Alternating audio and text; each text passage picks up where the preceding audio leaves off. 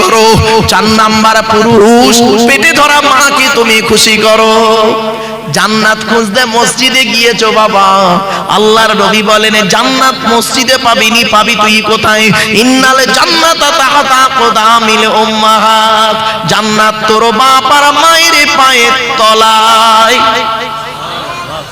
শুনে নিন মা বোনেরা, রাগ করবেন না, রেগে যাবেন না কেউ। হয়তো বলবেন যে উনি পুরুষ বলে পুরুষদের টেনে বলছেন না। মা তার ছেলেকে কত দূর তুলতে পারে জানেন? এত দূর, ঠিক না বেটি? বলুন না, আমার সাথে কথা বলুন।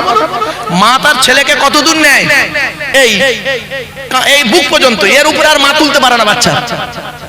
আর বাপ তার ছেলেকে কোথায় নেয়? কাঁধে, কাঁধ থেকে আবার মাথায়।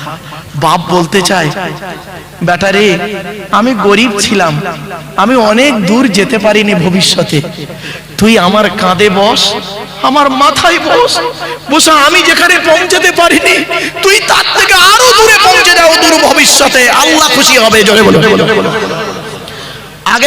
আগে ভালো ছেলে হন, পরে ভালো জামাই হবেন। আর আমরা এখানে দেখবেন ভালো জামাই হতে পেরেছি, ভালো ছেলে হতে পারিনি, ঠিক না? ঠিক। আমার শ্বশুর কি বলে জানেন? আমার শ্বশুর লোককে বলে আমার জামাই খুব ভালো, আমার শাশুড়ি লোককে বলে আমার জামাই খুব ভালো। আর আমার জন্মদাতা বাপটা কি বলে শুনবেন? ওকে জন্ম দিয়ে পাপ করেছি। পেটে ধরা মাটা কি বলে শুনবেন? ওর পেটে ধরে ভুল করেছি। কেন?